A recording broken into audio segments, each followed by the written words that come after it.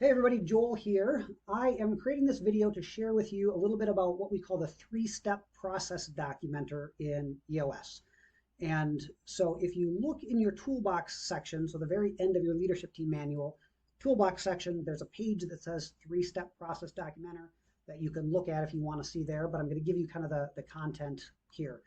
So if you are offended by simplicity, you are going to be offended here because there are three steps to this process and three steps only. Step one is to identify and name your core processes. Second is to get them documented. And third is to get them FBA followed by all. Now, what does this mean and how does this fit together? So I said that if you were offended by simplicity, you'd be offended here because the biggest mistake that people make with identifying their processes, documenting them, getting them followed by all is I try to make it too big. And I want to differentiate here what is a core process and what is an SOP.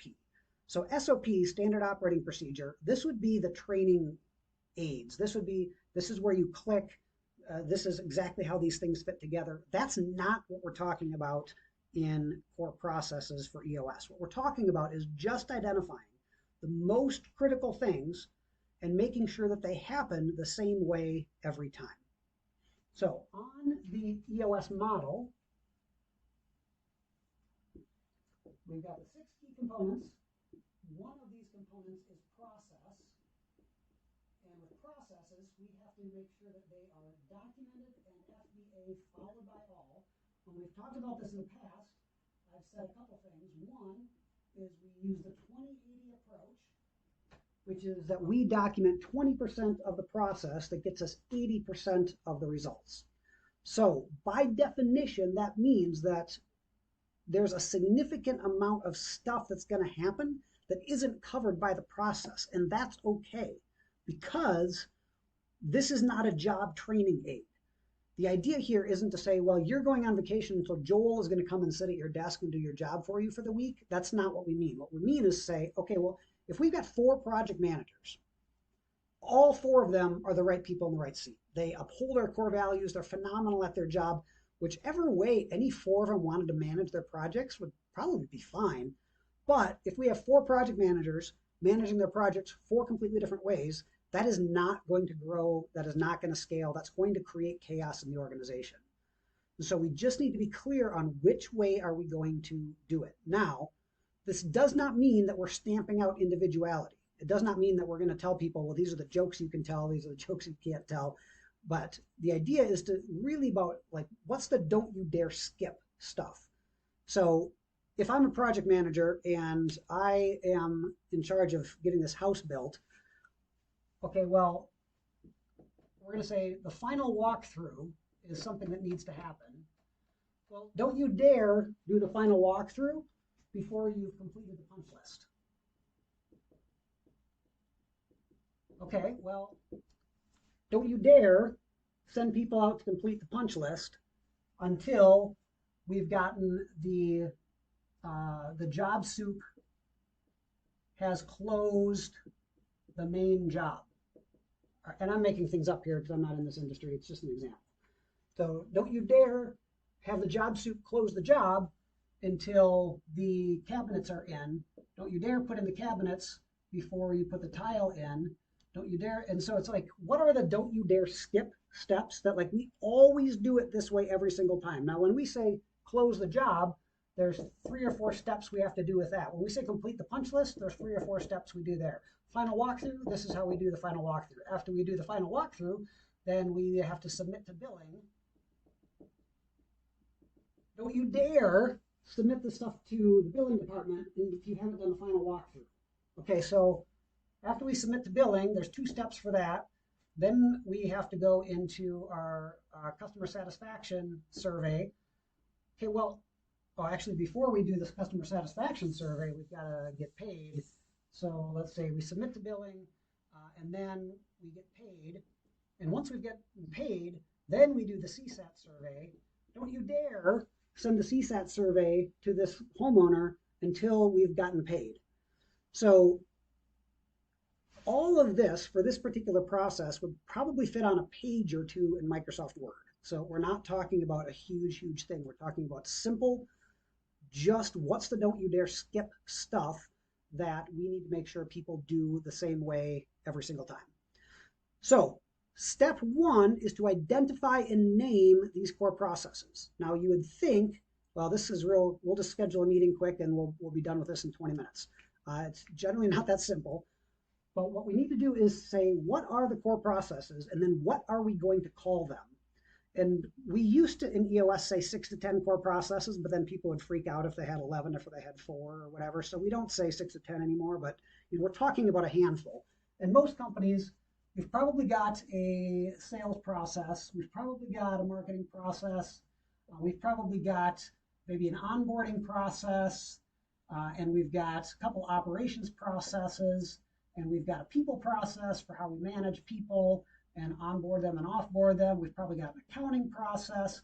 So just a handful of, this is kind of like our franchise prototype. So if we're going to open up another office in a different city, what's the playbook that we would give them? Say, hire the right people, make sure they're brilliant, make sure that they uphold our core values, tell them to do this. Now, again, we're not doing this for me to come in and sit at your desk. We're doing this for people who are good at their job, just to say this is the way that we do it at our company. So the biggest problem is people make these things too big. Usually when that happens, it's because they're trying to fix a people problem with a process, or they're trying to fix a lack of sales direction with a process, or they're trying to fix something else by process. And in EOS, one of the things that we've talked about is becoming strong in all 6 components, and you can't pick and choose. You can't just say, well, I want to be strong in process, but I'm going to ignore something over here. All 6 of these have to be strong, and when all 5 of the others are strong, that allows you to document your processes in this way that's very, very high level. So step 1 is we identify and we name them. And then we have to decide, what are we going to call this? Are we going to call it the sales process? Are we going to call it the biz dev process? Either one is fine. Are we going to call it the marketing process? Are we going to call it the customer acquisition process? Doesn't matter to me, but we can't have one person talking about the sales process and one person talking about the biz dev process. We've got to standardize what we call these things, and so what they are and what we're going to call them. Now, once we know what they are, we've named them. We've got 1, 2, 3, 4, 5, 6, 7 core processes. Then we document them. And the documenting of them is this kind of thing, where we're saying, what are the steps from the beginning to end? And usually, there's not more than sub-steps. So when we do a final walkthrough, this is what we do. Every once in a while, you might have sub-steps for something underneath that, but really a 2-level outline should be good enough for the vast majority of what you need to do here. So we identify them and name them, then we get them documented, then we get them followed by all. Followed by all would mean, okay, well, anybody who is accountable for anything that happens in here we need to sit down with this person, go over it with them, make sure they understand, make sure that they're on board with doing it that way every single time. This is not a fast process. So the way that this usually plays out, honestly, this usually takes a year. And the way it usually goes, and you don't have to do it exactly this way, but usually, quarter 1, we would identify and name the core processes, and that's it. Quarter 2, we would take 1/3 of them, and we would get them documented and followed by all. Quarter 3, we would do another third. Quarter 4, we would do the last third. And then quarters 5 and on, we would update, refine, retrain on these core processes. So we put it in place. Once it's done, if we've got 7 core processes, that means that once every 7 quarters, this process is going to come up for renewal, where we relook at it, strip out the waste, make sure that it's still doing what it's supposed to be doing, that kind of thing.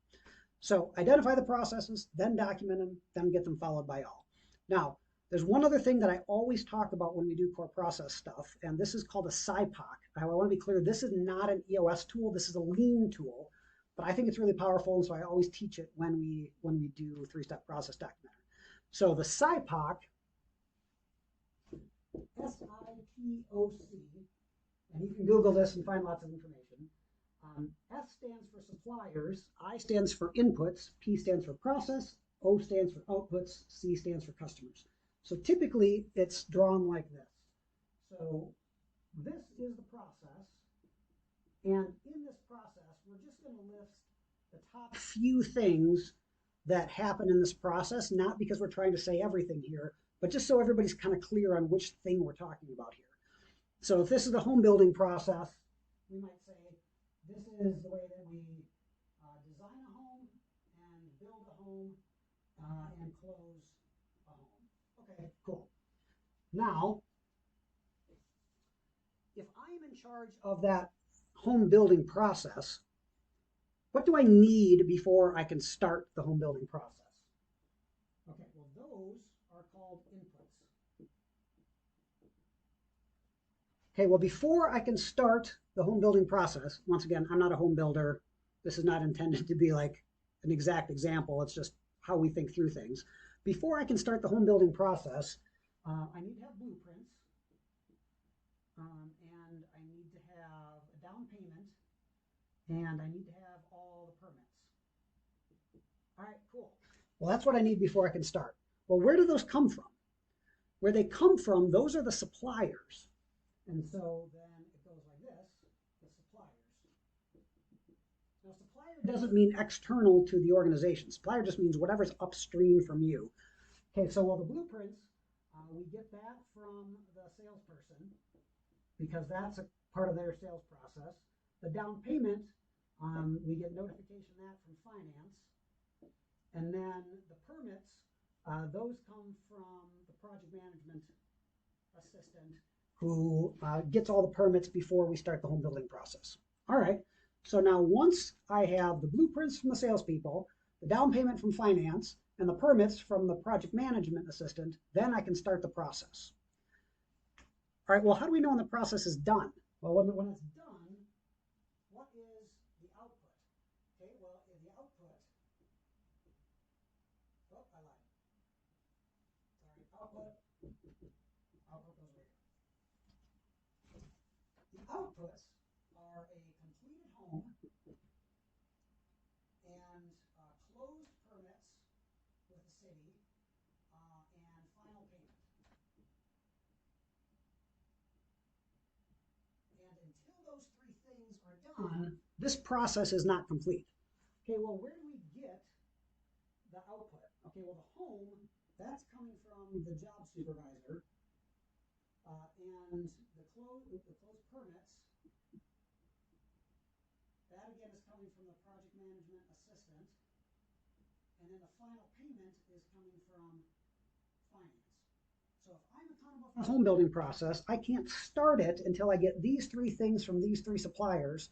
And I can't call it done until I have delivered these three things to these three parties. So the suppliers, oh, this is customers, sorry. So the customers doesn't mean your literal customer in your business. It means whatever is downstream from you in the process. Now, why does the SIPOC matter? Why it matters, and I should have said this at the beginning of it, is that the biggest opportunity for everything to go haywire in documenting your processes is at the beginning and the end of the process. Okay, well, where does the marketing process actually stop and where does the sales process start? And where does the sales process end and the operations process start? I mean, every company since the beginning of time has struggled with handoffs between sales and operations, right? Sales sells something, lobs it over the wall, and the operations people say, what the heck is this? And so being very clear on where exactly does this one end and where exactly does this one start is really, really important. So I always advise people, identify and name your core processes. Before you go on to document them, do a SIPOC for every single one of these processes because most of your headache is going to be figuring out the SIPOC. Once you get the SIPOC figured out and everybody agrees on those, then you can document them and that's way, way, way easier. So those are, let me just look at my notes, make sure I didn't miss anything. Nope, those are core processes, identified, documented, followed by all. As always, if you have questions, comments, cries of heresy with scathing rebuttals, let me know. And I'm happy to help however I can with any of this stuff. Thanks.